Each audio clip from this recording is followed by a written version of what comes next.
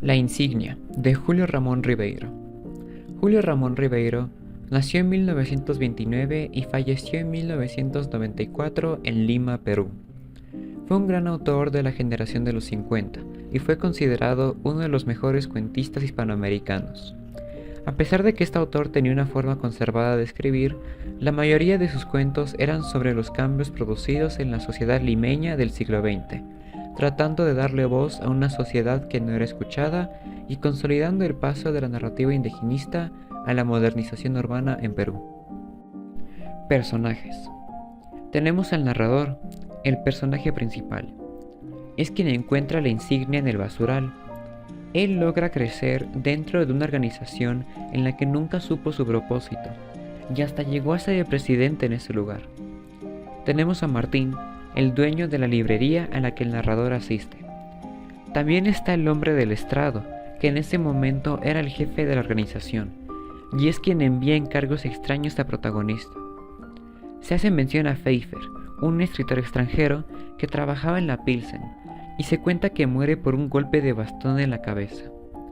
También tenemos a la familia del narrador y finalmente a los miembros de la organización. Los temas principales que se presentan en esta obra es la casualidad, lo azar y absurdo que vive este relator en su vida al encontrar una insignia en el basural. El género literario que se desarrolla durante toda la obra es el narrativo. De hecho, el narrador habla de sí mismo, por ende se expresa en primera persona. Las corrientes literarias que se desarrollan en el cuento presentan lo fantástico y lo realista. Presenta lo fantástico ya que hay momentos absurdos o de azar. Esto se puede notar cuando el narrador dice que ha encontrado una insignia que después lo convierte en presidente de una organización desconocida, volviéndose en algo fantástico inmediatamente. También presenta el realismo, ya que el narrador implica la lógica, demostrando que lo absurdo no escapa de la realidad.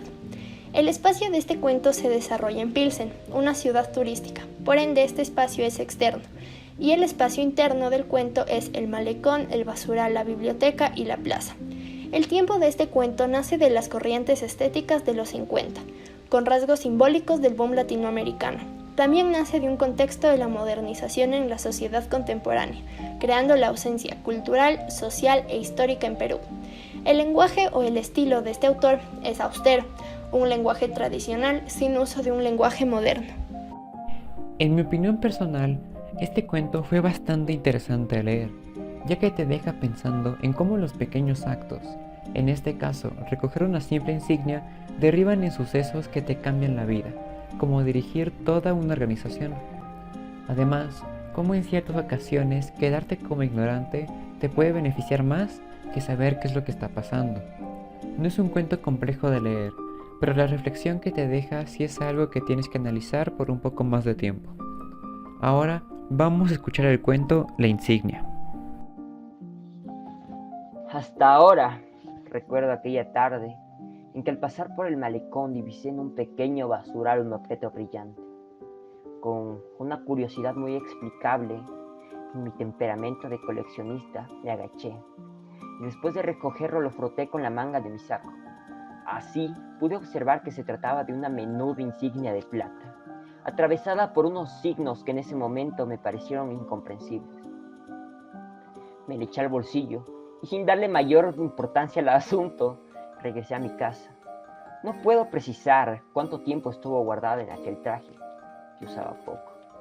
Solo recuerdo que en una oportunidad lo mandé a lavar y con gran sorpresa mía, cuando el dependiente me lo devolvió limpio, me entregó una cajita diciéndome: «Esto debe ser suyo, pues lo he encontrado en su bolsillo».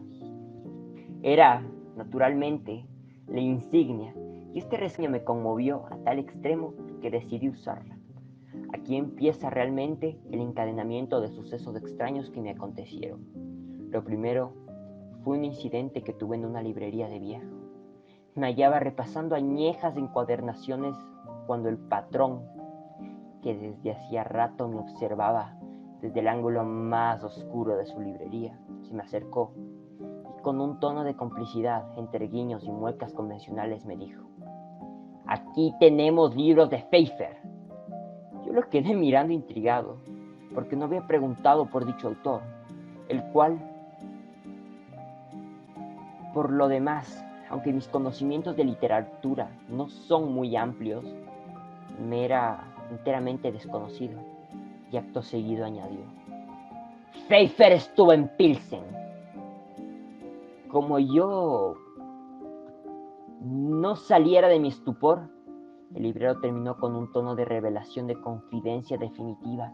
Debe usted saber que lo mataron. Sí, lo mataron con un bastonazo en la estación de Praga. Y dicho esto, se retiró hacia el ángulo de donde había surgido y permaneció en el más profundo silencio. Yo seguí revisando algunos volúmenes maquinalmente, pero mi pensamiento se hallaba preocupado en las palabras enigmáticas del librero. Después de comprar un libro de mecánica, salí desconcertado del negocio. Durante algún tiempo estuve razonando sobre el significado de dicha incidencia, pero no pude solucionarlo. Acabé por olvidarme de él.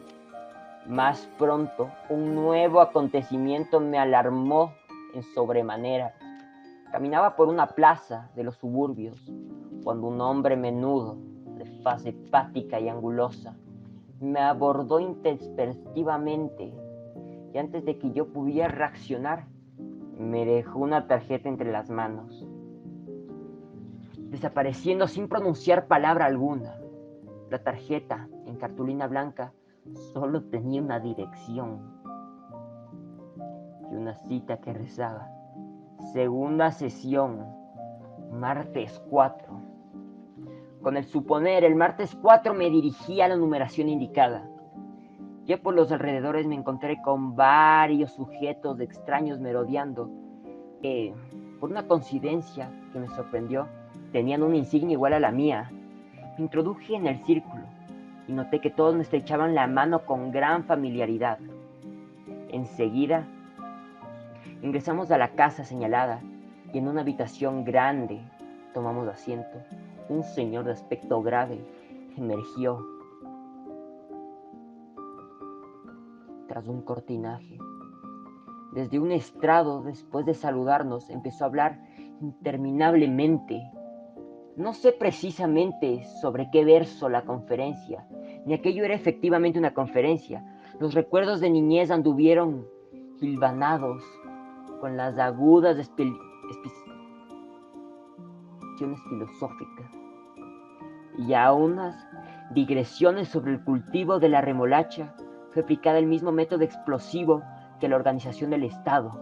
Recuerdo que finalizó pintando unas rayas rojas en una pizarra con una tiza que extrajo de su bolsillo. Cuando hubo terminado la reunión, todos se levantaron y comenzaron a retirarse, comentando entusiasmados del buen éxito de la charla. Yo, por condescendencia, sumé mis elogios a los suyos, mas en el momento en el que me disponía a cruzar el umbral, el disertante me pasó la voz con una interjección y el volumen me hizo una seña para que me acercara. «¿Es usted nuevo, verdad?», me interrogó un poco desconfiado. «Sí», respondí después de vacilar un rato, pues me sorprendió que hubiera podido identificarme entre tanta ocurrencia. Tengo poco tiempo. «¿Y quién lo introdujo?». Me acordé de la librería, con gran suerte de mi parte. Estaba en la librería de la calle Amargura cuando él... ¿Quién? ¿Martín? Sí, Martín. ¡Ah! Es un cobarde nuestro. Soy un viejo cliente suyo. ¿Y de qué hablaron?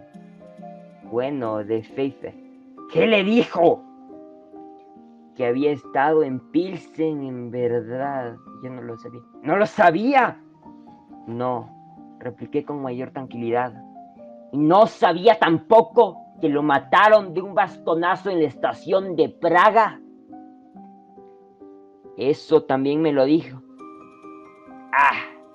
Fue una cosa espantosa para nosotros. En efecto, confirmé. Fue una pérdida irreparable.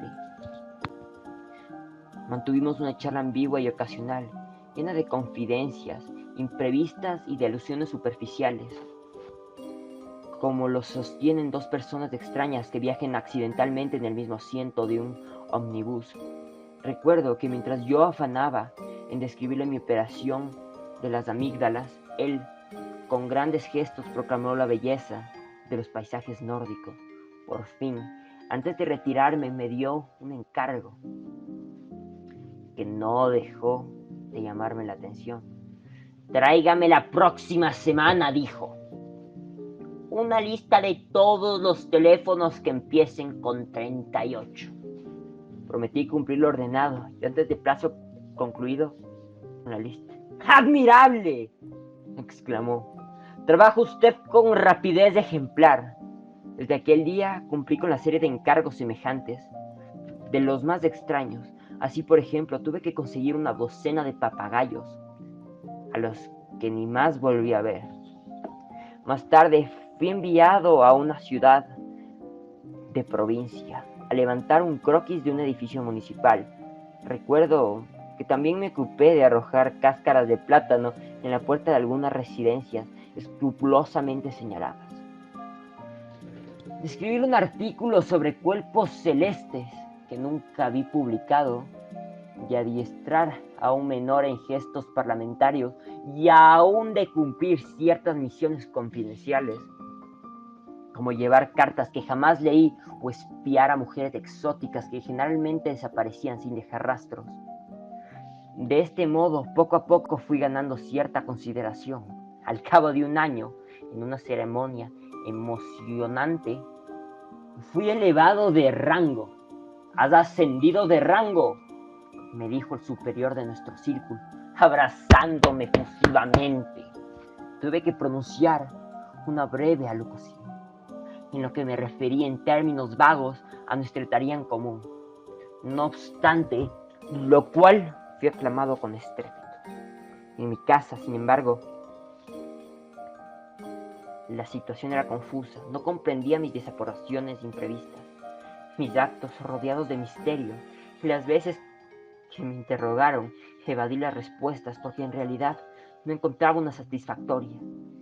Algunos parientes me recomendaron incluso que me hiciera revisar por un alienista, pues mi conducta no era precisamente la de un hombre sensato.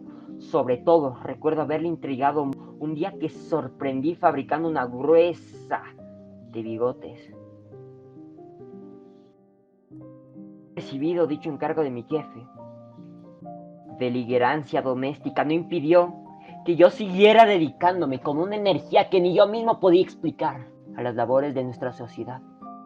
Pronto fui relator, tesorero, adjunto de conferencias, asesor administrativo, y conforme me iba sumiendo en el seno de la organización, aumentaba mi desconcierto. No sabiendo si me hallaba en una secta religiosa o en una agrupación de fabricantes de paños, a los 3 años me enviaron al extranjero. Fui de viaje de lo más intrigante. No tenía yo ni un céntimo, sin embargo, los barcos me brindaban sus camarotes en los puertos.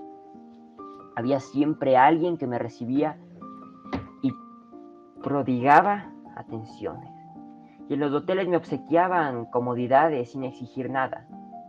Así me vinculé con otros cofrades.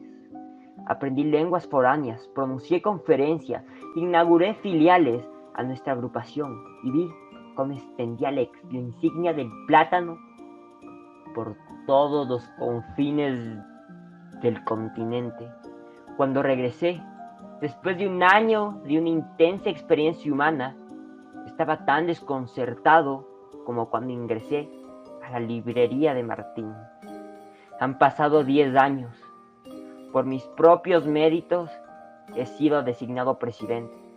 Uso una toga orlada de púrpura, con lo que aparezco en las grandes ceremonias.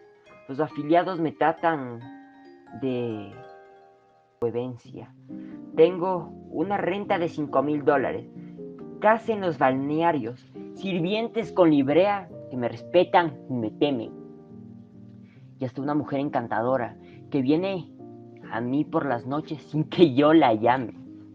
Y a pesar de todo esto, Ahora, con el primer día y como siempre, vivo en la más absoluta ignorancia. Y si alguien me preguntara cuál es el sentido de nuestra organización, yo no sabría responderle. A lo más me limitaría a pintar rayas rojas en una pizarra negra, esperando confiado los resultados que producen en la mente humana toda explicación que se funde inexorablemente en la cábala. Finalmente, después de escuchar este cuento, les dejamos una pregunta. ¿En qué medida la casualidad, el azar y lo absurdo que se presenta en la obra se presenta en la vida real? Gracias por ver el video.